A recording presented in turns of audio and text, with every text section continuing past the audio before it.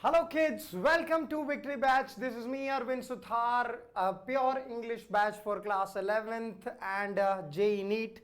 Welcome you all in this session. Today we will be covering quadratic equations and complex numbers. So the session is not going to be of 4 to 5 hours. The session is going to be short. So in this session we will be covering all the important theoretical points, and also we're going to do some questions based on those concepts as well. So here we go towards the session. Let's first deal with quadratic equations, and before we go into quadratic equations we need to know what is a polynomial. A polynomial is an expression which looks something like this: a naught plus a1x plus a2x to the power 2 and so on till an x to the power n is called a real polynomial of degree n, because the highest power of the variable present over here is nothing but that particular power, right? Okay, powers of the x always are whole numbers over here. You can see over here x ki power 0 is there, over here x to the power 1, over here x to the power 2 and so on till x to the power n. So always the power of the variable is a whole number, and there is one highest power which is called the degree, has to be there. Okay, let's say for example if I give you something like this, 1 plus x square dot dot dot dot dot dot dot dot. In that case the highest power of x is not there, so that's why this is not going to be a polynomial, even though the powers of x always present are whole numbers. So these two conditions should always be there, then only a particular thing will be a polynomial. That is, number one, the variable should always having power whole number and it should be written in the form of this, and number two, that the highest power of x should be something limited, not like this dot dot dot dot dot. The highest power of x is going towards infinity. That cannot be the case. Okay, so the polynomial is an important thing over here. Which of the following are polynomials? So it is a polynomial with degree 0, yes or no? This is not a polynomial because x to the power minus 1 is coming over here. This is also a polynomial. This is also a polynomial 3x square, and this is not a polynomial. So over here two are the polynomials. This is the polynomial with degree 0 and this is a polynomial with degree 2. Okay, Euclid's division lemma. If p of x is divided by g of x, then I hope you have learnt this, that dividend is equals to divisor into quotient plus remainder. Yes or no? Yes. Let's say we are dividing a number by 4, then the remainder in that case will either be 0, 1, 2 or 3. Yes or no? If we talk about the same thing in polynomials, then polynomials do also follow the similar thing, but here the things happens with the degree. Okay, if let's say r of x is something coming out to be a remainder, then that remainder will be having a degree lesser than or lesser than always this particular divisor. Divisor's degree will always be greater than remainder's degree. Okay, that is the case. Okay, so when we do this division, that is, we are dividing a polynomial p of x by g of x, then over here we are going to get something as the quotient q of x, then over here we are going to get something as the remainder, that is r of x. So dividend is equals to divisor into quotient plus remainder is the thing, number one. Number two, the remainder can be either 0 or the degree of the remainder will always be lesser than the degree of the divisor. It is a very very important thing. If the degree of the divisor is 2, then the degree of the remainder will be either 0 or 1. If the degree of the divisor is 3, then the degree of the remainder will be 0, 1 or 2. Right? Yes. So these are the things that you need to remember on this slide. Find the remainder when this particular thing is divided by this. Okay, now look, if you do long division method, you can imagine how long it is going to be. But over here we are given that this is our dividend, this is our divisor, let's say, and something is coming out to be as a quotient. So let's say these are the things written in this form, and in that case something will come out to be the remainder as well. Okay, if you can factorize this quotient term, you will be able to see something good happening over here, and that is what this particular thing can also be rewritten as x minus 1 times x minus 2. Yes or no, everyone? Yes. Okay, plus remainder. Okay, now the divisor is of the quotient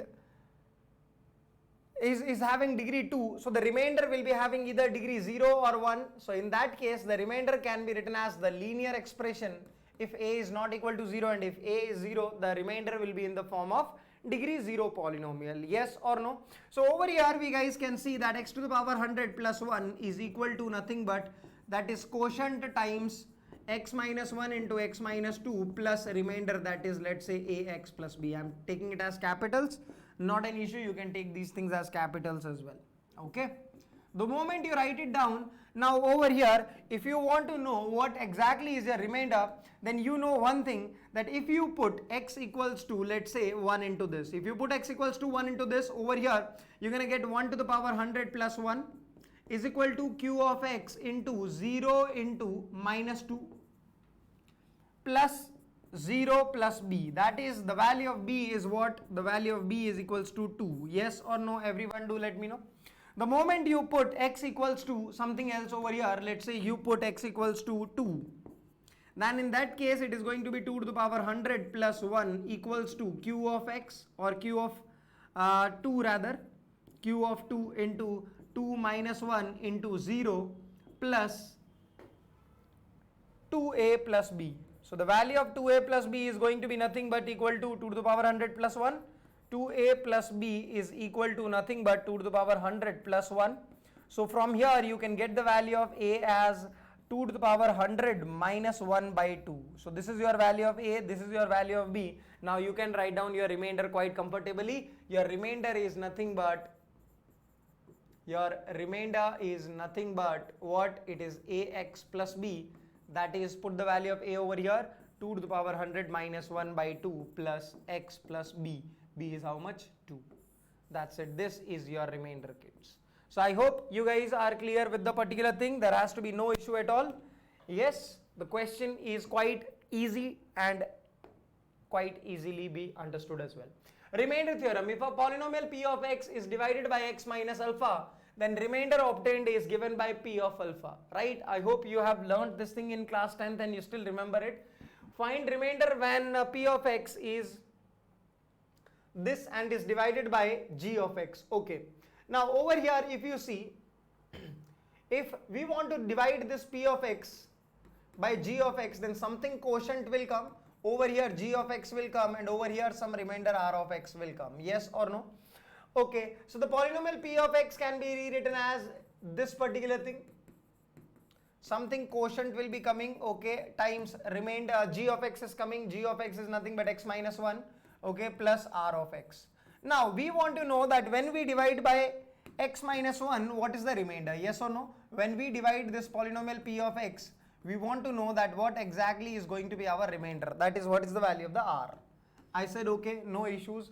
The moment we put x equals to 1 into this, we are going to have 1 cube plus 2 into 1 ka square minus 1 minus 3 is equals to q of 1 times 0 plus r of 1.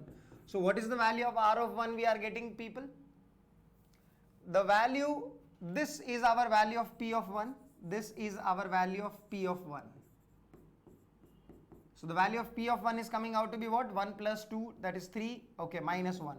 Minus 1 is also the value of r of 1. That means what? That means this is nothing but equal to p of 1 as well. So the remainder is nothing but p of 1 only. The remainder, therefore, the remainder is p of 1. Remainder is p of 1, and that is equal to minus 1. So I hope you guys are clear with this. There has to be no issue in order to solve this problem. Okay, can we do this similarly? This expression goes to 0 at x equals to half. So we need to have nothing but p of half is the remainder. That's it, direct. P of half is the remainder. I hope you can evaluate the value of p of half. P of half will be nothing but half ka whole cube plus 2 into half ka square minus half minus 3. This is your remainder. I hope you can simplify this further and can write down the correct answer without having any issues. Yep. Okay. If x equals to alpha is a 0 of the polynomial this, then x minus alpha must be a factor of p of x. Okay. If x minus alpha is a factor of p of x, then we can say that, and when we put x equals to alpha, we get nothing but 0 value. Yes. Okay. So over here p of x is given to me this, and p of 1 is equals to 0 and p of 2 is equals to 0, then p of 3 is what the question asking from me. So understand this, p of x can be written as this, and this thing can be further rewritten as 1 times of x minus 1 times of x minus 2. Why? Because x equals to 1 and x equals to 2 are the zeros of the polynomial or roots of the polynomial, then that means x minus 1 is going to be a factor of p of x, x minus 2 is going to be a factor of p of x. Yes or no, everyone? If that is the case, then we can see over here that our p of 3 is going to be nothing but equal to 3 square plus 3b plus c, and in again that is going to be equal to 1 times of 3 minus 1 times 3 minus 2. So this value you can evaluate easily, 1 times of 2 times of 1, 1 times of 2 times of 1, so that is equal to nothing but 2. So 2 is nothing but the value of p of 3, means that is our correct answer. Okay, let p of x is a 4-degree polynomial given to me such that p of 1, p of 2, p of 3, p of 4 are all equal to 0, and the p of 5 is what question asking from me. So p of x can be rewritten as x minus 1 times x minus 2 times x minus 3 times x minus 4, because 1, 2, 3 and 4 are the zeros of the polynomial. The question is asking me the value of p of 5, so that is going to be 5 times of 5 minus 1 times 5 minus 2 times 5 minus 3 times 5 minus 4. Okay, over here this is not 5, this is 1 only. Yep. Okay, so 1 times 4 times 3 times 2 times 1, so it is equals to 24. So B for Bombay is going to be our correct answer. There has to be no issue at all. Okay, let's do this problem. Is it a similar problem? No, over here is the difference. Yes. So we need to find out the value of p of x. So this time the p of x will be written as 2 times of x minus 1 times x minus 2 times x minus 3 times x minus 4. Why this 2 is an important question. This is because the highest power of x over here in the problem is given to me as 2. Yes or no?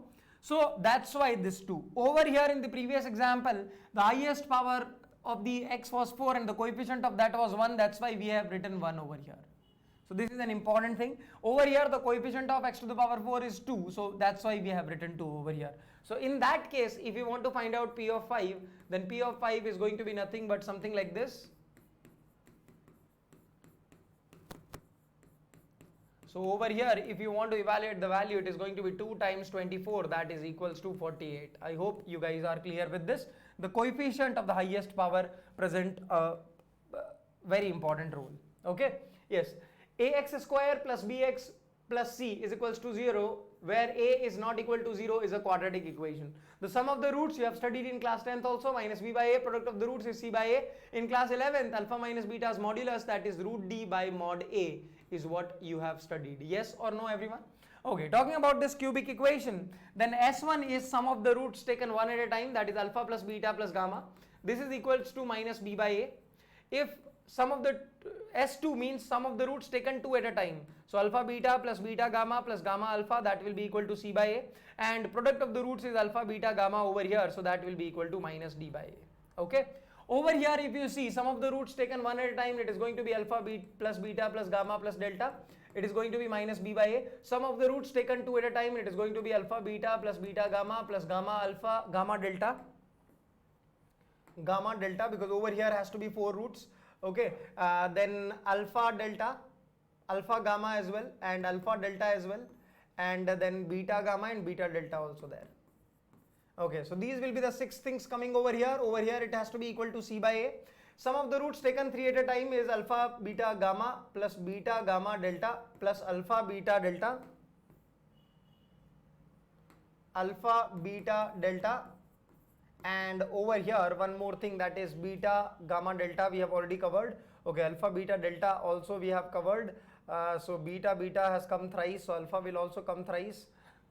Alpha gamma and delta. Yes. Okay, so that should be equal to minus d by a, and that is product of the roots alpha beta gamma delta.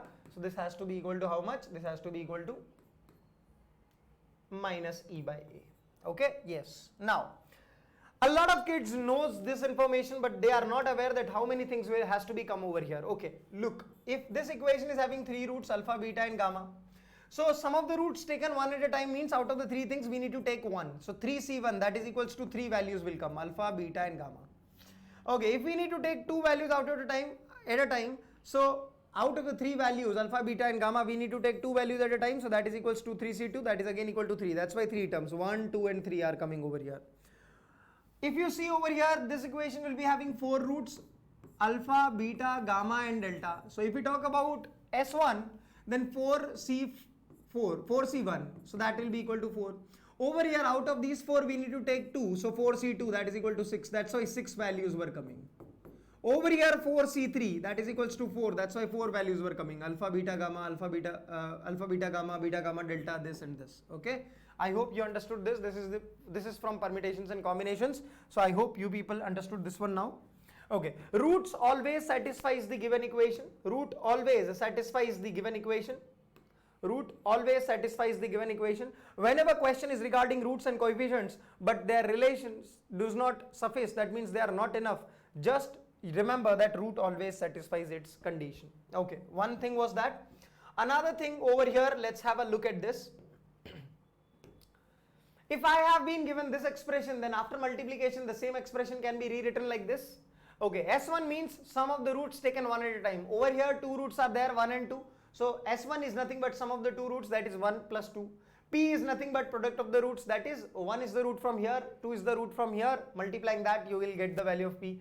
If let's say cubic expression, that is x minus 1, x minus 2, x minus 3 is written, so that can be further factorized like this, or can be multiplied and can be rewritten like this. S1 is sum of the roots taken one at a time, so it will be 1 plus 2 plus 3, because 1 is the root coming from here, 2 is the root coming from here, 3 is the root coming from here.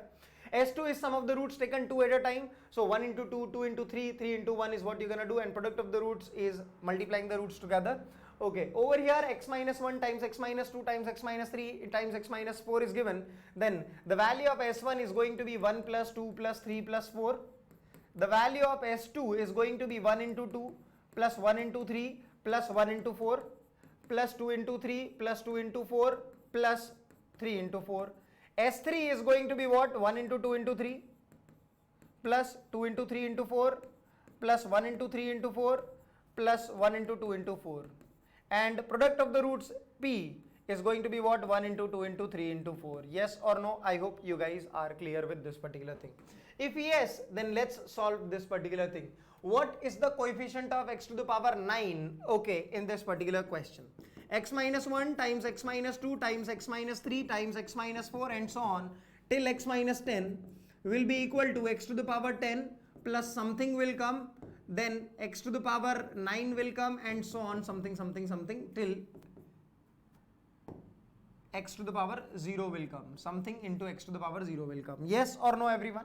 Okay, if you see over here, the sum of the zeros can be rewritten as minus b by 1 from here. Yes or no from here? And sum of the zeros, if you look from here, it is going to be 1 plus 2 plus 3 and so on till 10. Yes or no, everyone? Okay, so the value of minus b is coming out to be, this is an AP having common difference 1. So the formula is n into n plus 1 by 2, n into 11 by 2. So this is nothing but how much? This is nothing but minus 55. So the coefficient of x to the power 9, that is the value of b over here, is nothing but coming out to be minus 55. So the answer has to be option A. I don't think there has to be any confusion at all in this particular problem. Okay, if this is the case, then alpha and beta are the roots of this particular equation. Then we need to find out the value of alpha square plus beta square. Let me tell you that this thing can be rewritten as something like this. Yes, over here if you see sum of the roots is minus b by a, that is equals to minus 2, and product of the roots, if you see, it is equals to c by a, that is equals to 3 over 1. Yes or no? Okay, now you can put these values over here. So minus 2 ka whole square minus 2 times of alpha into beta, the value of the alpha into beta is this, so it is equals to 4 minus 6, that is equals to minus 2. Okay, sir, how come alpha square plus beta square coming out to be negative? That is because alpha and beta are real numbers, that's why this is happening, are complex numbers, that's why this is happening. Okay, if I want to find out this, then alpha cube plus beta ka cube can be rewritten as alpha plus beta ka whole cube minus 3 alpha beta times alpha plus beta. Now alpha plus beta's value is what you are already having with you, and then this is nothing but 3 times this is nothing but minus 2 over here, so it is minus 8 plus 3 into 3 is 9, 9 to the 18 is this, and then this is equals to 10. So the value of alpha cube plus beta cube is coming out to be nothing but equal to 10. I don't think there has to be any issue, because I think you guys are quite clear with this formula and also this formula, that this thing is equals to this. Okay? Yes. Alright, moving on to the next thing. Over here, if you see alpha and beta are the roots of this equation, then alpha plus beta can be rewritten as minus p and alpha beta can be rewritten as q. Yes or no? The question is saying over here, To write down the value of this expression, as I just told you, this can be rewritten as alpha plus beta ka whole square minus 2 alpha beta. So over here you can put minus p ka whole square minus 2 into q. So it is nothing but equal to p square minus 2q. I don't think that there has to be any issue over here. This thing can further be rewritten as alpha into beta ka whole square. So this can further be written as q square. I don't think there has to be any issue at all in these examples. Okay. Now if you want to find out equation having roots alpha square and beta square, then we know that x square minus sx plus p is equals to 0 is the equation. S is nothing but sum of the roots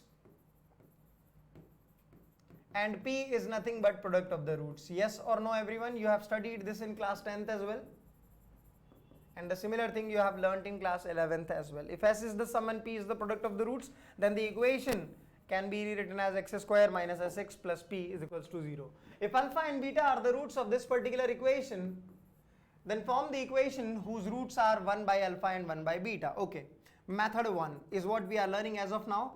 1 by alpha plus 1 by beta is going to be the sum of the new roots, that can further be written as beta plus alpha upon alpha beta, and from here I think you guys can write it down. Alpha plus beta is minus q by p, and alpha into beta is nothing but how much? Alpha into beta over here is going to be r by p. Yes or no, bacha party? Okay, so the moment you put the values over here, the expression is going to look something like this. It is minus q by r. I said okay. Product of the roots, if you need, then that is nothing but 1 by alpha into 1 by beta, so that will be equal to 1 by alpha beta, then that can further be rewritten as 1 by r by p, that is equals to p by r. So now you have sum of the roots, you have product of the roots. Can you write down the required equation? Yes, x square minus s is minus q by r, okay, x plus product of the roots, that is p by r. This equation will look something like this. R into x square plus qx plus p is equal to 0. This equation will be having two roots, one as 1 by alpha and one as 1 by beta. I don't think there is any issue in order to solve this particular thing. Alright, moving on to the next thing. If alpha and beta are the roots of this particular equation, and alpha by 2 and 2 beta are the roots of this particular equation, then the value of r is going to be what? Now, if such kind of questions comes in your JEE examination, I won't recommend you to solve this question in the subjective manner. I won't recommend you people to solve this question in the subjective manner. Rather, I'll tell you guys to solve this question objectively in the examination hall. X square minus qx plus r is equals to 0. This is one of the equation given to us having two roots alpha and beta. If we assume the value of alpha as 2 and beta as, let's say, 1, then in that case our equation will look something like this. So if we compare this and this, the value of q is going to be 3 and the value of r is going to be 2. Yes or no? And the value of alpha and beta, if you see over here, alpha is 2 and beta is 1. Okay, now if you move ahead and see over here, alpha by 2 and beta by 2. So in that case, alpha by 2 and beta by 2 will become how much? Alpha by 2 will become 1 and beta by 2 beta will become 2. Alpha by 2 will become 1 and 2 beta will become how much? 2 beta will become 2. Okay, be the roots of this particular equation as well. Okay, then the value of r is going to be what? Yes, that is there, isn't it? That is there because obviously these are the roots of this equation as well. I said fine, okay, the value of r is what we want to find out, and the value of r we are getting is 2, and the value of p and q, p is also there. Where exactly is p? Okay, I think one of these two values should be equal to p only. So according to that, we have p and q equal only. Yes, we do have p and q as equal values only. So p is coming out to be how much? In that case, p is also coming out to be equal to q only. So that is 3. So p is equals to q, this. So this option is not giving, because since p and q are both equal, right? So this option is not our answer. This option is not our answer. Talking about this, q minus 2 into p times 2q minus p. If we do this value will be how much? Let's deal with it. this value will be how much? 2 by 9 times of q minus 2p, that is 3 minus, that is minus 3 times 2q minus p is also 3. So it is going to be a negative value. This cannot be our answer, and 2p minus 2q, this has to be our answer. Look, objectively we have solved the question. Objectively we have solved the question. This is what the art of solving the questions subjectively, not objectively in the examination hall. So this art is what you people should understand. Subjective method I have attached as part of, as a reference for you people. You can use this subjective method and can solve the question as well, but objective method is what I will recommend, that you should think smart in the examination hall, then only you will be able to score good. Whenever we are finding or proving some condition and during the procedure we get value of some root, okay, then that root will always satisfies the equation, because we know one thing, that root always satisfies its equation. Okay, let's deal with it. Alpha square minus, okay, let's look at these two expressions. They look so identical, isn't it? So can we say that alpha and beta are the roots of this particular equation?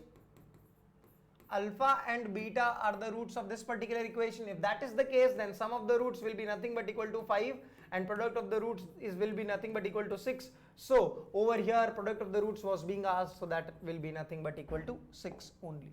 Okay, if x square plus px plus q equals to 0 has roots alpha and beta, this has the roots gamma and delta, then the value of this in terms of p, q, r and s is going to be what? Okay, if you multiply these two, you're going to get alpha square minus alpha times gamma plus gamma delta.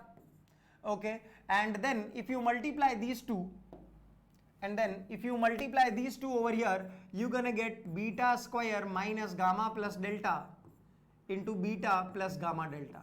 Yes or no?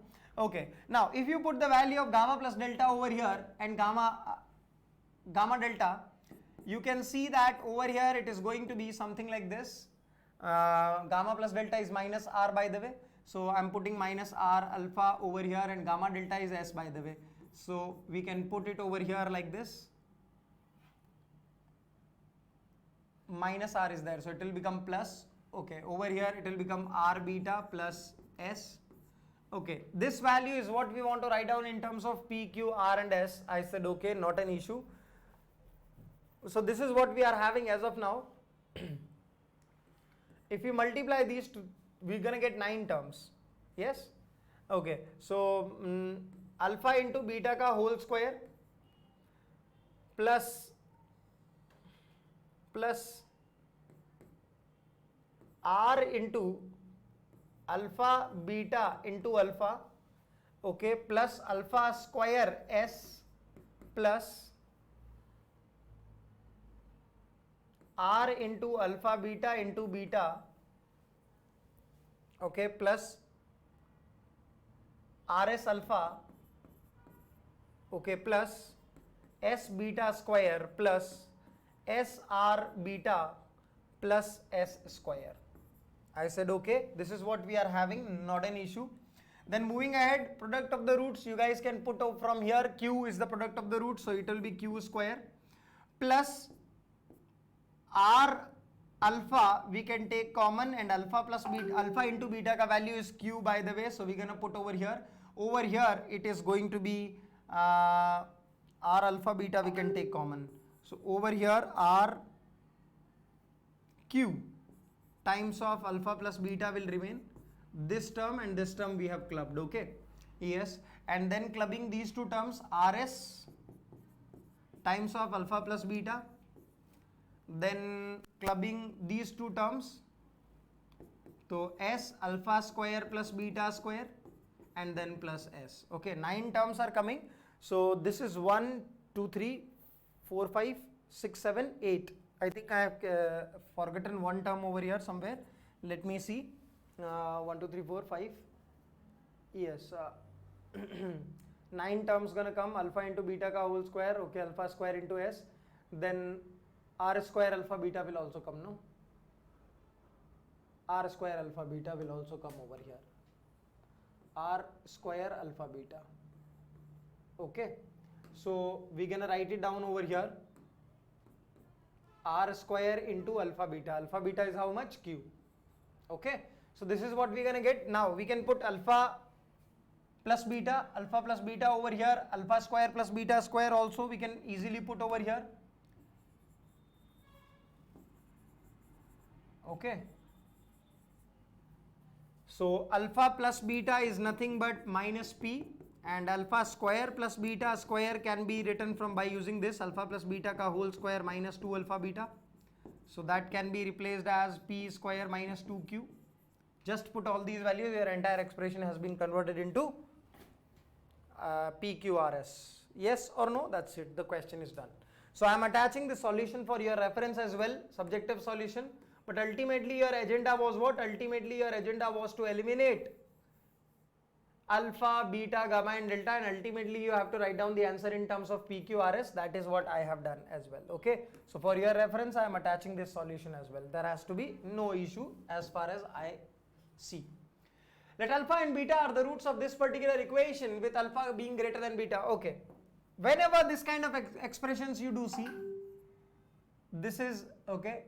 Whenever you see these kind of expressions, let me tell you that these problems can be solved quite comfortably as per Newton's formula. Now, okay, alpha 10 is going to be how much? This is A. This is A. There is some confusion if you do have. This is A. Okay, this is nothing but A, and this is alpha and beta. This is A. Yes, and this is alpha and this is beta. Okay. Yep. So A10 means what? A10 means alpha to the power 10 minus beta to the power 10. A8 means alpha to the power 8 minus beta to the power 8, and A9 means alpha to the power 9 minus beta to the power 9. The moment you put all these three values over here, you're going to get alpha to the power 10 minus beta to the power 10 minus 2 times of alpha to the power 8 minus beta to the power 8 divided by alpha 2 times of alpha to the power 9 minus beta to the power 9. Yes? Okay. Now, since alpha and beta are the roots of this equation, so they will always satisfy this. Now, if we multiply this with, let's say, alpha to the power 8, if you multiply this with alpha to the power 8, then it is going to look something like this. Yes or no? From here, you guys can see that alpha to the power 10 minus twice of alpha to the power 8 is nothing but 6 into alpha to the power 9. And similar relation can be written in terms of beta as well. So, beta to the power 10 minus 2 into beta to the power 8 will be equal to 6 into beta to the power 9. Okay, let's put it over here, because this expression can again be rewritten as alpha to the power 10 minus 2 into alpha to the power 8 minus beta to the power 10 minus 2 into beta to the power 8 divided by 2 times of alpha to the power 9 minus beta to the power 9. Now over here, if you see, this expression is nothing but 6 into alpha to the power 9. This expression is nothing but 6 into beta to the power 9 divided by 2 times of alpha to the power 9 minus beta to the power 9. So this has to be equal to nothing but 3 only. Yes, everyone, have a look at this. This expression is what we have got from here. This expression is what we have got from here. Just put these two expressions, you will be able to solve your question. This was a previous year question asked in JEE, guys.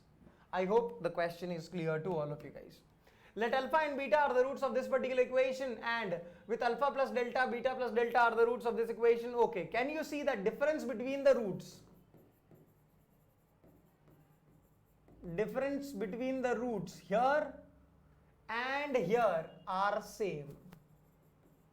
Can you observe this, everyone? Yes? So for that equation, if you write down difference between the roots, so that will be equal to root d by mod a. That is equals to under root of b square minus 4ac by a mod a. And if you write down the equation, for this equation, if you write down the difference between the roots, it is going to be under root b square minus 4ac by mod a. Yes? Okay. Just square both sides. Your required result is there. Because if you see over here, the difference between the roots will be written as mod of alpha minus beta. Over here, if you see, the difference between the roots will be written as alpha plus delta minus beta plus delta. So that will be equal to what? Delta delta goes away, that is equals to alpha minus beta only. So the difference between the roots are same. Difference between the roots are same. I don't think there is any confusion at all in this. Okay, moving ahead. If the roots of this equation are two consecutive odd integers, if the roots of this equation are consecutive odd integers, then okay, consecutive odd integers. What is the difference between two consecutive odd integers? Two consecutive odd integers, difference is how much?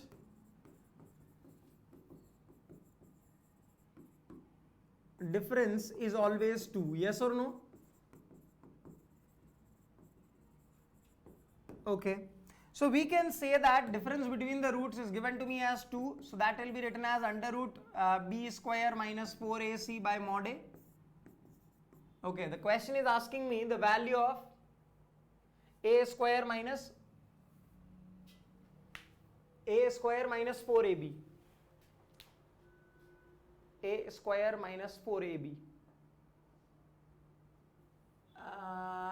Okay, if the roots of this equation are two consecutive odd integers, okay, so the difference is always going to be equal to 2 only, and it is asking me about this. Wait a minute, I think this equation is wrongly written over here. It has to be something like this: x square plus ax plus b equal to 0.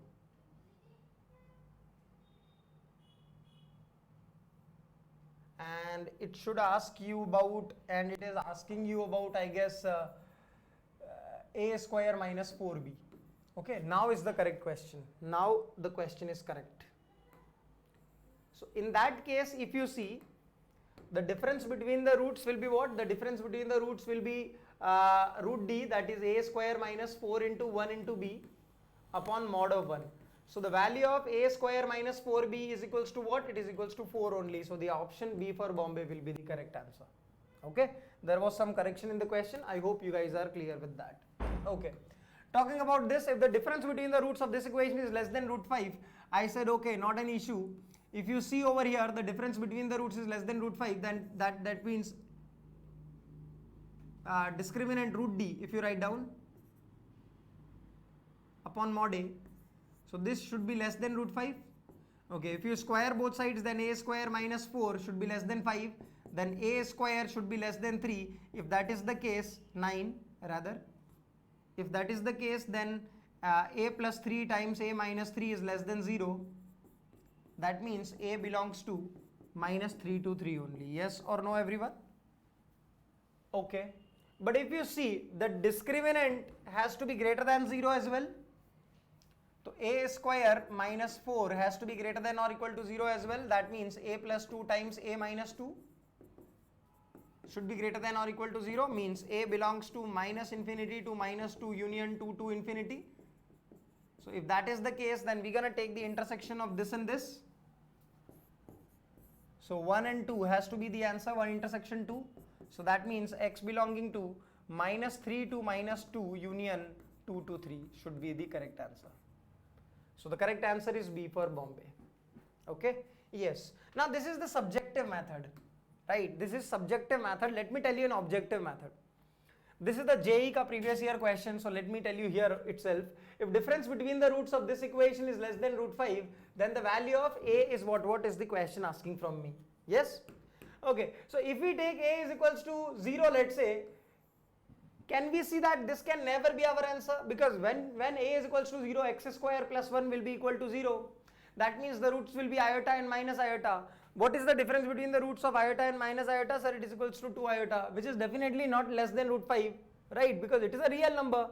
So over here we can see that when a is equals to 0, the difference between the roots is not less than root 5. So a is equals to 0 is not our answer. A is equals to 0 is, by the way, included in D option only. So that's why D is not our answer. I said okay, not an issue. If we take a is equals to, let's say, 2. If we take a is equals to 2, then the roots are equal, yes or no? Both the roots will be, it will become x square plus 2x plus 1 equals to 0. That means the roots will be minus 1 minus 1. If the two roots are both same, then the difference between the roots is definitely less than root 5, because the difference between the roots is 0 in that case. So a is equals to 2 has to be our answer. That's why this is not our answer and this is not our answer. So the only option which is remaining is option B. So that has to be our answer, right? Yes. So this was the art of eliminating the options. So this trick also you must know. Okay, talking about this, if alpha, beta and gamma are the roots of this particular equation, then the value of this expression is going to be what? Okay, can I see over here that the equation can be rewritten like this? Okay, if you see over here sum of the roots, the sum of the roots is nothing but coming out to be 0 only, yes or no? I said okay. If that is the case, then alpha plus beta is equal to what? Then alpha plus beta is nothing but equal to minus gamma. So I said not an issue. Let's put alpha plus beta over here as minus gamma. So this will become minus 1 by 2 gamma. Similarly, this will become minus 1 by 2 beta. Similarly, this will become minus 1 by 2 alpha. So this expression is going to be minus 1 by 2 times 1 by alpha plus 1 by beta plus 1 by gamma. Yes or no? Okay. Now, can you guys find out the value of this expression? Let's see, minus 1 by 2 times beta gamma plus alpha gamma plus alpha beta divided by alpha beta gamma. Now over here you can write down alpha beta plus beta gamma plus gamma alpha as minus 2 and alpha beta gamma as minus 1. Just put these two values over here, you will be able to get to your answer. Minus 1 is the answer. Yes, anyone is having any issue in this? Feel free to reach out to me. There has to be no issue at all. If the ratio of the roots, whenever the term this ratio of the roots comes is equal to this, okay, let's say the two roots for this are alpha and beta, for the two roots are gamma and delta. So as per the equation, alpha by beta has to be equal to gamma by delta, because the ratio of the roots was given equal to me. Whenever the ratio is given to you equal, you have to apply componendo and dividendo. You have to apply what? You have to apply componendo and dividendo. Okay, so that is what you have applied. Okay, now difference between the roots is coming over here, and in the difference between the two roots, under root of d comes. Yes, so that's why squaring it. Alpha plus beta you guys can write down from here. Alpha plus beta is equals to minus p, and alpha into beta is nothing but equal to q. Okay, similarly if you go here and if you talk about gamma plus delta, it will be equal to minus b. If you talk about gamma into delta, it will be equal to c. So putting these values over here, alpha plus beta ka whole square will be equal to p square. Over here difference between the two roots is equals to p square minus 4q upon p square minus 4q will come over here, and over here if you see similarly gamma plus delta ka whole square and gamma minus delta ka whole square will come. Yes, right. So if that is the case, then over here sum of the roots is coming out to be b square, and product of the roots, if you see, it is equals to b square minus 4c. Yes, okay. Now simplifying this further, you can see that p square b square minus p square 4c is equals to p square b square minus b square 4q. So this and this got cancelled away, minus minus got cancelled away, so it is 4 got cancelled away, so p square c is equals to b square q. Okay, this is what we wanted to prove. So whenever ratio of the roots is given, you have to do this, and then componendo and dividendo you can apply. I hope this is easier for you people now. Nature of the roots. Now ax square plus bx plus c, whenever a is not equal to 0, is a quadratic equation whose two roots are minus b plus minus under root b square minus 4ac by 2a. Now since this d, that is the discriminant, is coming inside the under root, a lot of things depend on this discriminant. If the discriminant is positive, the roots will be real and distinct roots. Okay, real and distinct roots. Also, not here. Yeah, also, if discriminant is not a perfect square and a, b are some rational numbers given to me, then the roots are conjugate irrationals. Look, if a and b are rational numbers given to me, then the two roots in that case will look something like this: minus b by 2a plus minus under root discriminant by 2a. If a and b are rational, then minus b by 2a will be rational. But if discriminant is not a perfect square, then this will be irrational term. So one root will be rational plus irrational, another will be rational minus irrational. And you can see that these are conjugate irrational roots. Okay, moving ahead.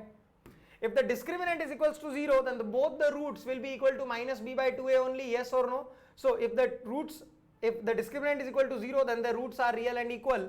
And if a is greater than 0 and discriminant is equals to 0, then it can be written as a complete square as well, this quadratic, because the roots are both equal, that's why. Okay, talking about the third one, whenever the discriminant is negative, in that case non-real roots will be there. If a and b are real numbers, then the roots are conjugate complex numbers. Understand over here. If d is negative, then this is going to be imaginary part. So real plus imaginary, real minus imaginary is the another root. So that's why the roots are complex conjugate numbers. Okay, talking about this. Has real roots. Has real roots means the discriminant of this has to be greater than or equal to 0. If you see discriminant, the discriminant is going to be minus b ka whole square minus 4 into a is 1 plus k, and this is minus 1 plus k. So this thing has to be greater than or equal to 0. So this is going to be 16 minus 4 times of k square minus 1 greater than or equal to 0. Now if you cancel out 4, so it is going to be 4 minus k square minus 1 is greater than or equal to 0.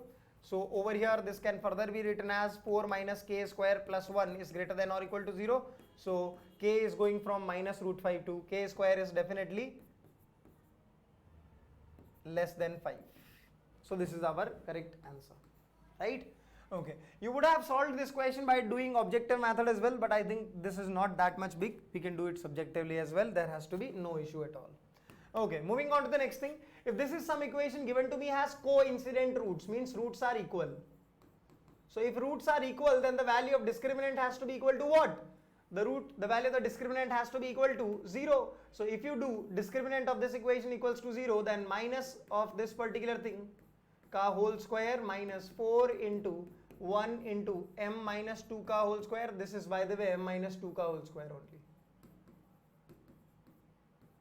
Okay, so this has to be equal to 0. So over here you can see that m plus 2 ka whole square is equals to 4 times of m minus 2 ka whole square. You can rewrite this equation like this as well. M plus 2 ka whole square is equals to 2m minus 4 ka whole square. And if the squares are equal, then the base will be plus minus times of each other. So plus minus 2m minus 4.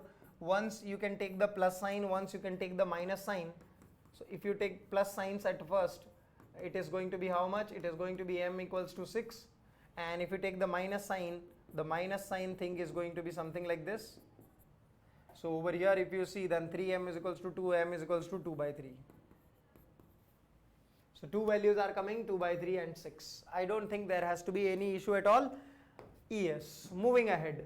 If a, b and c are three distinct real numbers given to me, then roots of this particular equation are always what kind of roots? I said okay.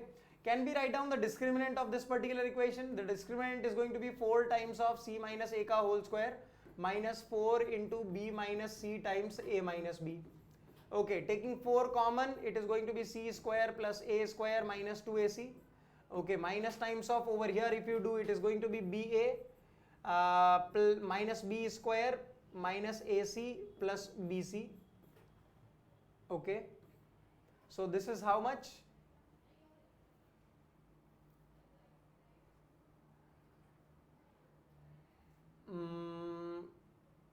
Yes, so this is how much, bete? This is equals to 4 times of a square plus b square plus c square. Okay, plus ac minus ac. Okay, minus ab minus bc minus ca will come. Okay, and I hope you remember this formula. A square plus b square plus c square minus ab minus bc minus ca is equals to half times of a minus b ka whole square plus b minus c ka whole square plus c minus a ka whole square. So I can rewrite this expression as 4 times of 1 by 2 times bracket mein a minus b ka whole square plus b minus c ka whole square plus c minus a ka whole square. Now understand. A, b and c are distinct real numbers given to me. Distinct real numbers given to me. So a minus b ka whole square is going to be something positive. This is also going to be positive only. This is also going to be positive only.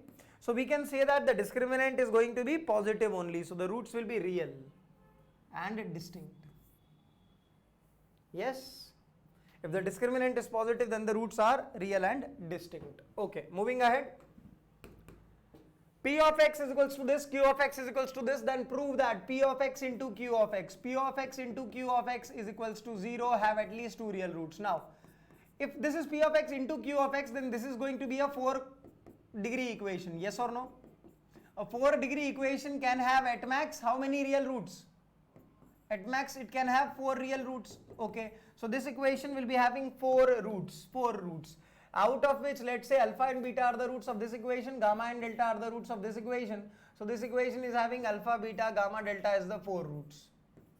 This is multiplication, by the way, that's why 4 roots will come, because this is the degree 4 equation. Yes or no, everyone? Okay, if that is the case, now let me tell you about the discriminant of this one. Discriminant of this one, d1. The discriminant is b square minus 4ac. If we talk about the discriminant of this, the discriminant of this is how much? D square plus 4ac.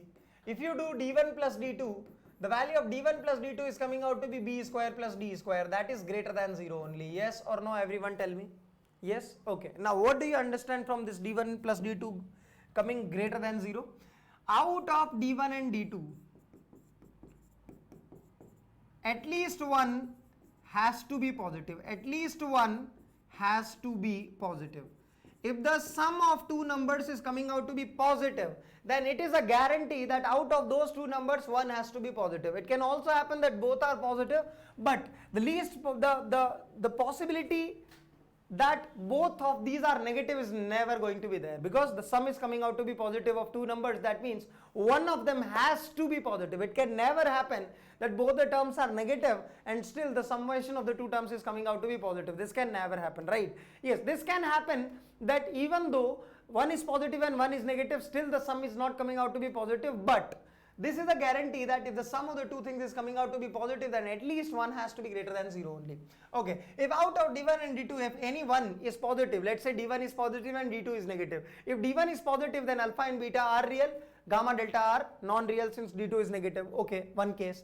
If d2 is positive and d1 is negative, then gamma and delta are real, alpha and beta are imaginary. If d1 and d2 are both positive, then alpha, beta, gamma, delta are all real numbers or real roots. Yes or no? So this equation we can say that if alpha case 1 d1 greater than 0 and d2 less than 0, if you take this case, then alpha, beta are real numbers, are the roots of this equation, and gamma and delta are the non-real roots. Okay, case 2 d1 is less than 0 and d2 is greater than 0. So in that case alpha, beta are imaginary and gamma, delta are real numbers. Okay, case 3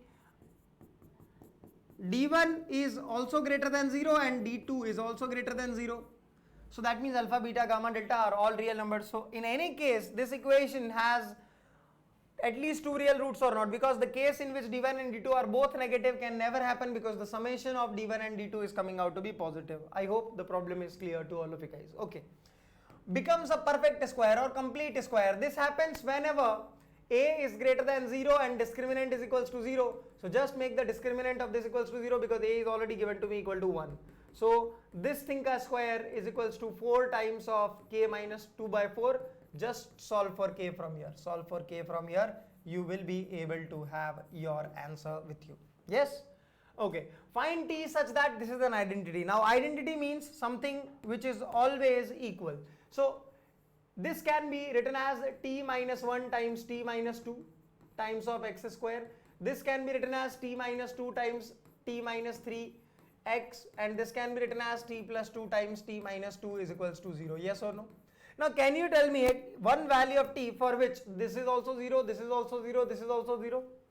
Can you tell me one value of t for which this is also 0, this is also 0, and this is also 0? The coefficients are all 0? Yes, that is t is equals to 2. So t is equals to 2 is the only value where this and this all simultaneously becomes 0. So identity is something which is satisfied for all real values of x, means the coefficients are all 0. So if ax square plus bx plus c equals to 0 is an identity in x, is an identity in X, then A is equals to B is equals to C is equals to 0 has to be there. Okay, so that is what I have done, that A, B and C needs to be simultaneously 0. So even though at t is equals to 1 this is getting 0, but at t is equals to 1 these two will not get 0. So that's why t is equal to 1 is not our answer. At t is equals to 3 this will be 0, but this and this will not be equal to 0, that's why t is equals to 3 is not our answer. Look, the coefficient should all be simultaneously equal to 0. The coefficient should all be simultaneously be equal to 0. Okay. If roots of this particular equation are alpha and beta given to us, and we need to find out the roots having the equation having roots 2 alpha and 2 beta, the equation having roots 1 by alpha and 1 by beta, equation having the roots alpha plus 2 and beta plus 2, alpha square and beta square. So there is a shortcut method. What does that shortcut method tells us? Let me tell you. Since alpha and beta are the roots of this equation, so alpha and beta has to satisfy this particular equation. I said okay. Now this is step 1. Since we are looking to find out an equation having one of the roots as 1 by 2 alpha, so from here the value of alpha is coming out to be 1 by 2x. Just put this value over here, you will get the desired equation. So the moment we put the value of alpha as 1 by 2x, our equation comes something like this. Now this equation, after simplification you can write it, this equation will be having two roots as 2 alpha and 2 beta. I hope you understood the method. Let me tell you one more example based on this. Let's assume the new root as x. Now from here write down the value of alpha in terms of x, and this alpha has to satisfy the equation. So just satisfy this. A times of 1 by x ka whole square plus b times of 1 by x plus c is equals to 0. This equation will be having two roots as 1 by alpha and 1 by beta. Okay, talking about the next one. If you see over here, assume the new root as x. From here write down the value of alpha, it is equals to x minus 2. Just satisfy this over here. You can write down the equation as a times of x minus 2 ka whole square plus b times of x minus 2 plus c is equals to 0. The two roots are alpha plus 2 and beta plus 2. Okay, moving on to the next thing, beta. Okay, assume one of the root as x. Now writing down from here the alpha of the value of the alpha.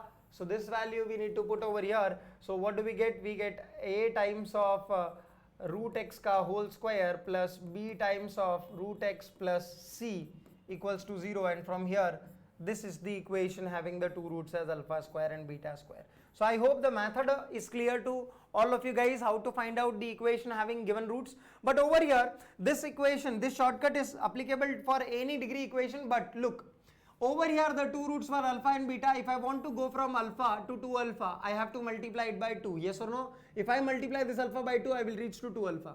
The same thing if you do with this beta as well, you will reach here or not. If yes, then only this shortcut will be used. If let's say from alpha I want to reach to 1 by alpha, so I need to do the reciprocal of this. The similar thing you have to do while moving from this to this as well. Yes, then only this method is applicable. If I want to move from alpha to alpha plus 2, I need to add 2. So here also you have to do the same thing. Beta plus 2, if you add 2 to this, you get to this place. Okay, if I want to reach from here to here, I need to do the square. So if I want to reach from here to here, I need to do the same thing. Then only this shortcut method is applicable. I hope it is clear to all of you guys. Okay. Common roots. Now this is one such area where people do get confused. Now let me tell you that there are 3 approaches. How many approaches? 3 approaches by which you can proceed in order to solve a question of common roots. Approach 1. When we know both the roots of the one equation, make them satisfy second equation one by one. Now let me give you an example. Find case such that this equation and this equation may have a root in common. Now out of these 2 equations, can we write down roots of any one equation? Yes, the roots of this equation can be written quite comfortably. What are the roots? The roots are x equals to -1 and 4. Yes, okay.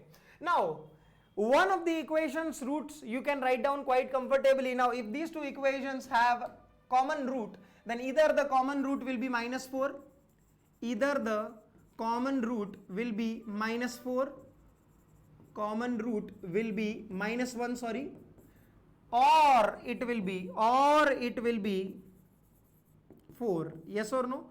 Okay, if the common root is -4, then minus 1, then minus 1 will satisfy this particular equation as well, because if it is the common root, so it has to satisfy the equation as well. So you need to calculate from here, you will get a value of k.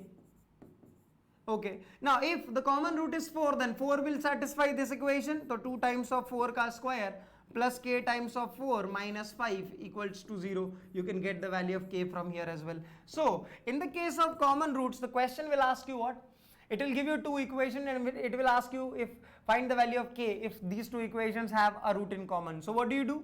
The first approach is, if you can find out the roots of any one of the equation, then you first find it out. Then either the common root will be minus 1 or 4. If the common root is minus 1, then it will satisfy that, and if the common root is 4, it will satisfy the another equation as well, and accordingly you can get the values of k from here. There has to be no issue at all. Yes or no, everyone? Okay, approach 2. Approach 2 comes into the picture whenever we need to solve two equations to get the common root. Let me tell you an example so that you can remember it better. X square plus bx plus c equals to 0 and x square plus cx plus b is equals to 0. X square plus bx plus c equals to 0 and another one being x square plus cx plus b is equals to 0. Now, here you cannot go with the approach 1. Can you find out roots of any one of the equation? I don't think. Okay, then what you do, you need to solve these two equations. So how do you solve these equations? Just do 1 minus 2. Or first make the coefficient of x square if it is not same and subtract the two equations. Yes, okay, the moment you subtract it, you're going to get b minus c times of x plus c minus b is equals to 0. So from here you can say that b minus c times of x minus 1 times of b minus c is equals to 0. So from here you can say that x is nothing but equal to 1. Yes or no, people? So x equals to 1 is, you are getting, this is nothing but the common root, is the common root. So the moment you solve these two equations, the common root can be received like this. Okay, yes. Okay, uncommon roots is what the question asking me to find out. Now this equation will be having one of the roots as minus 1, no 1. Another root will be what? Another root can be either called as c, because the product of the roots has to be c, or the root can be called as minus 1 minus b minus 1, because the sum of the roots will be equal to minus b, so minus b minus 1, yes, can be another root. Okay, one thing is this, if we take the second equation is x square plus cx plus b is equals to 0. Now this equation also do have one root as 1, another root can be written as b, because the product of the roots is b, by the way, and or it can be written as, let's say 1 and delta are the roots, so 1 plus delta is equals to minus c, so delta is equals to minus c minus 1.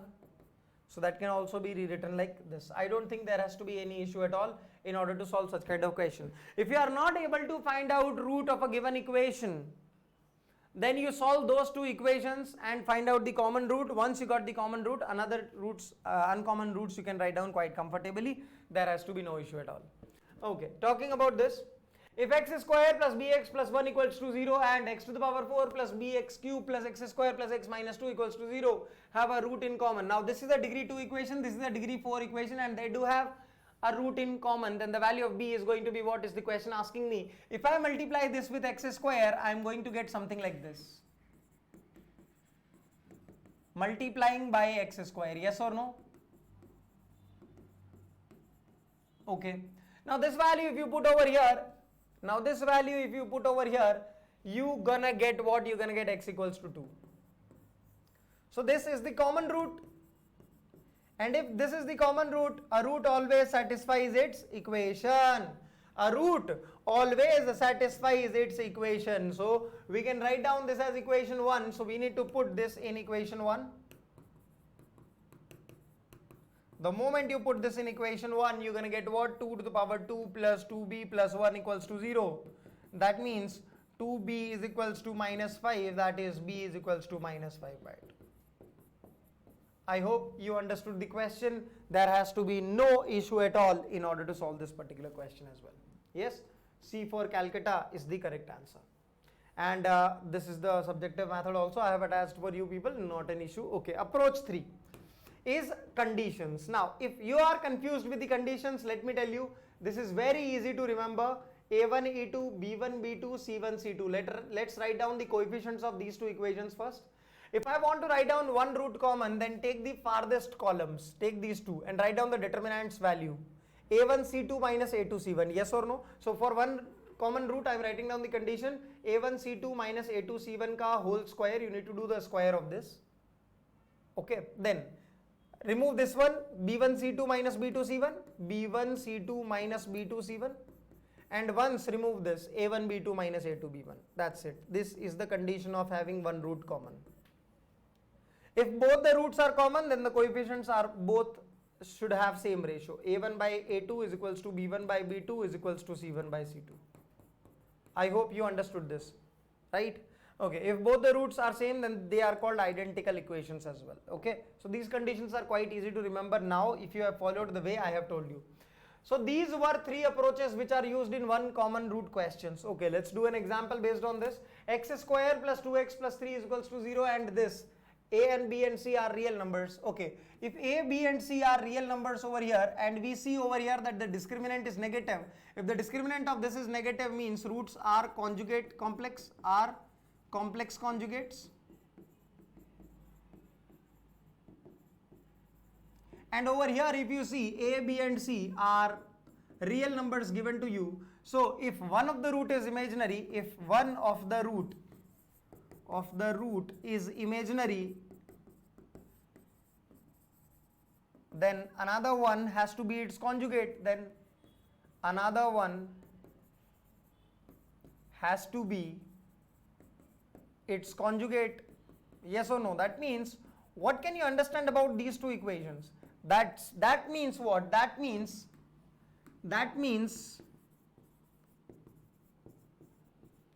these equations have both roots common. Both roots common. Yes or no? If that is the case, then you can say that a over 1 is equals to b over 2 is equals to c over 3. Then what is the ratio of a is to b is to 3? C, it is 1 is to 2 is to 3. That is option A is going to be the correct answer. Now this is the problem asked in JEE Mains 2016, if I am not wrong. Okay, moving ahead, analysis of the graph. Now, if a is greater than 0, then the quadratic will be forming this kind of a graph. If a is negative, then the graph will be formed like this. Okay, so if a is greater than 0, then the graph will be forming like this for the quadratic expression. If a is less than 0, then the graph will be forming like this particular thing.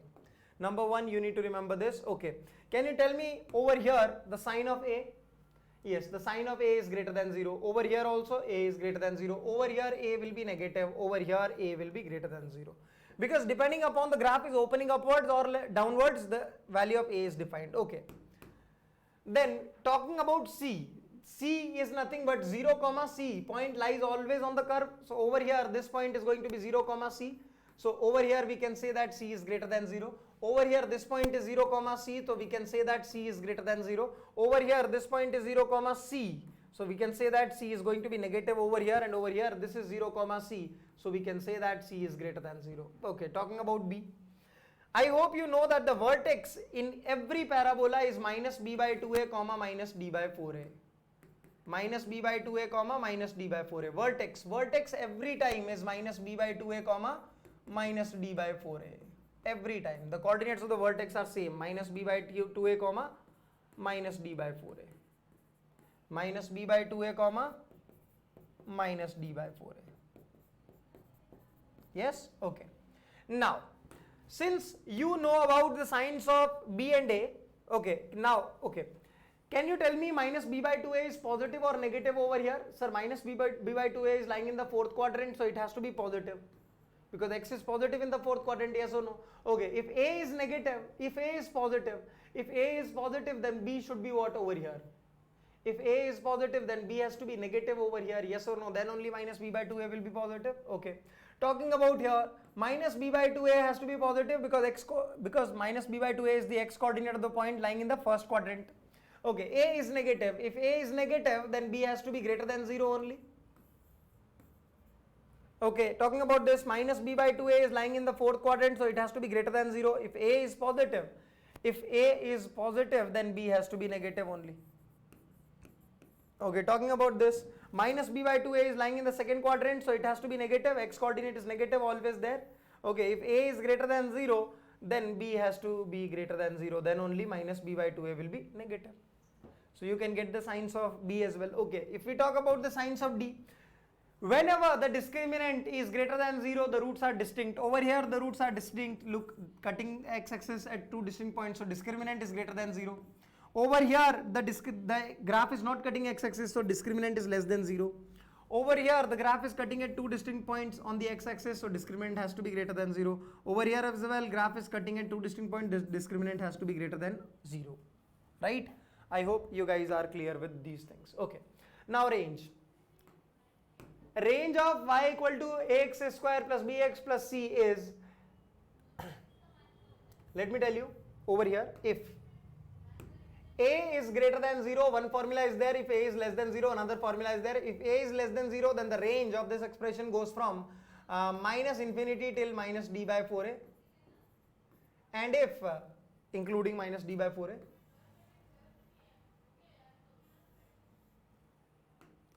Okay, and over here if you see, it is going to be minus d by 4a till infinity. Okay, okay. Now these are few important cases. The quadratic is always positive if a is greater than 0 and d is less than 0. The quadratic is always negative if a is negative and discriminant is also negative. Yes, these are two important conditions which you should remember. Okay, this quadratic is always greater than 0. A quadratic is always greater than 0 means a is greater than 0 and discriminant should be less than 0. Here if you see, a is equals to 1, which is already greater than 0, not an issue. The only worry is discriminant. So let's make discriminant negative over here. B square minus 4 into a into c. That's it. Just solve this equation and you can get the values of k. So it is going to be 4k square minus 4 times of 10 minus 3k is less than 0. 4 we can remove, so it is going to be k square plus 3k minus 10 is less than 0. So this can further be written as k plus 5 times of k minus 2 is less than 0, means k goes from minus 5 se lekar ke 2. Yes, minus 5 se lekar ke 2. That means B for Bombay is the correct answer. Yes? Okay. If ax square plus bx plus c equals to 0 does not have any real roots, then either this is always positive or always negative, as I told you. Right? Okay. If f of x is given to me like this, then a plus b plus c, how can I get a plus b plus c from here? If I put x equals to 1, so f of 1 is nothing but a plus b plus c. Okay, how can I get a minus b plus c? We need to put x equals to minus 1. So f of minus 1 will be nothing but equal to a minus b plus c. Okay, 4a plus 2b plus c will be how much? It will be, when I put x equals to 2 into this, so that will be f of 2. C will be what? C is nothing but f of 0 and so on. So you should be clear with these kind of things. If I ask you what is 9a minus 3b plus c, then you must know that this is nothing but f of minus 3. Right? Right, like this, you should be fluent. Okay, if the discriminant of this is negative, I said okay, discriminant is negative. Discriminant is negative and this is positive. This is positive means f of 1 is positive. Okay, if discriminant is negative, then the graph either forms up like this or like this. If discriminant is negative, then the two kinds of graph can form depending on a. If a is greater than 0, like this, and if a is negative, then like this. Okay. Over here, f of x is always negative. And over here, f of x is always positive. Over here, f of 1 is positive means it has to be under this category only. So if this category means a has to be greater than 0 only. Yes, f of x is always positive. F of x is always positive means this is the correct answer. Yes, I hope you guys are clear with this. Okay, talking about this, has no real roots. No real roots means discriminant is negative. And this value is nothing but how much? This value is f of minus 2. F of minus 2 is coming out to be negative. That means the quadratic should always take negative values only. That means this time a for Arvind sir will be the answer. I hope you guys are clear with this. For a quadratic polynomial p of x1 into p of x2 is less than 0, then p of x is equals to 0 for at least for one value between x1 and x2. Yes, exactly. Right, do remember this. You will learn this in class 12th, but you must remember this result. as of now. Okay, class 12th mein you will study this result, because if a continuous function is given to you, then continuous function continuous function is there and p of x1 into p of x2 is negative. That means if this is your x-axis, your graph will be forming up like this. So there has to be one root if this is negative, if this is positive and this is negative. So product of the two things is going to be negative, then between these two there should be one root. This is a class 12th result. Okay. Alright, location of roots. These important results you need to remember. I'll tell you just a simple rule and then everything will be sorted out, nothing else you need. Let's say the two roots are alpha and beta. Okay, let's take, if a number k1 is less than both the roots, it will come in this region, region 1. If a number is between both the roots, then it will come over here, k2. And if the if a number is greater than both the roots, then it will come in this region, k3, let's say. Okay. Okay, over here only one condition is there. A dot f of k2 is less than 0. Over here the exactly two opposite conditions are there. A dot f of k1 is greater than 0. A dot f of k3 is greater than 0. Okay. Over here discriminant has to be greater than 0. Discriminant has to be greater than 0. And the x coordinate of the vertex minus b by 2a, it has to be less than, it has to be greater than k1 over here. It has to be greater than k1 over here, and here k3 has to be greater than minus b by 2a. That's it. If you remember these three conditions that I am telling you, you can solve each and every question of location of roots, people. You don't need to study any of these things. Just this slide, if you, whatever I have written on the slide, if you are comfortable with that, then I don't think there has to be any problem at all in this particular subtopic. Okay, find the value of k such that this x equals to 2 lies inside the roots. X equals to 2 lies inside the roots means over here 2 has to lie, so 2 is acting as k2. So a dot f of 2 has to be less than 0. A is, by the way, 1.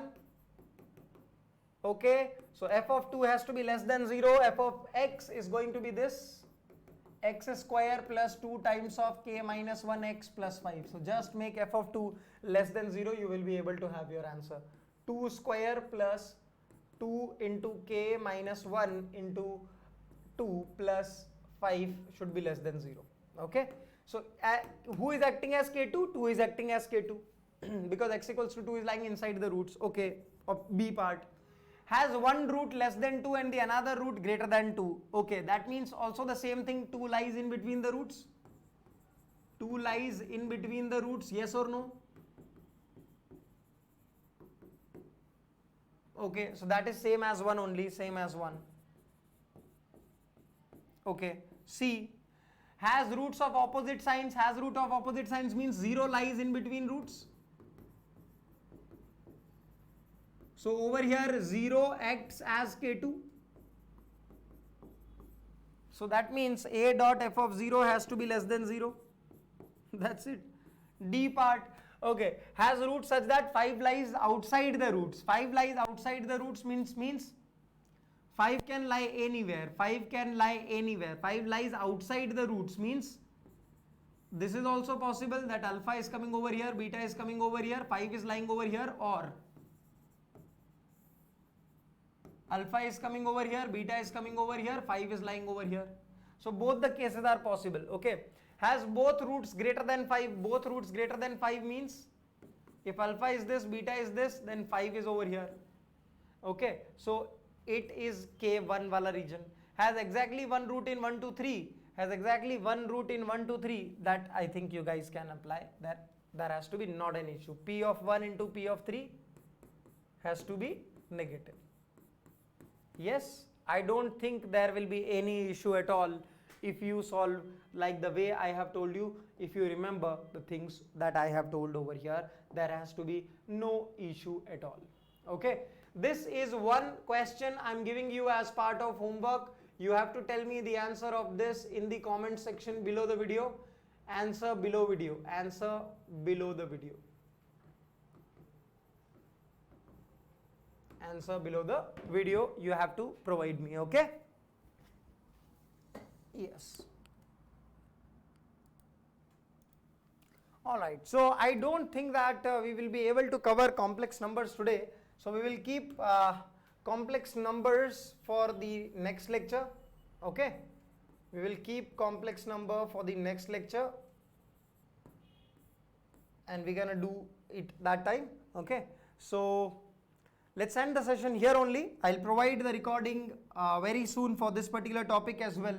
So whatever topics I have covered, each and every topic that is there in the JEE syllabus for the topic quadratic equations, and similarly we're gonna do for complex numbers as well. Now what is your agenda? You should be doing previous year questions. You have to solve previous year questions in the chapter wise manner as well as in the paper wise manner. So as of now, you can attempt them chapter wise, the students who have just cleared class 11th, and the people who are writing JEE advanced examinations, they have to solve this year, they have to solve both paper wise and chapter wise. So keep working hard for this. We will talk about complex numbers in the next lecture. I'll provide one extra session to you guys. Okay, let's meet in the next session. Keep learning, keep shining, keep rocking, keep enjoying. Let's make most out of this. Thank you. Bye bye. Take care.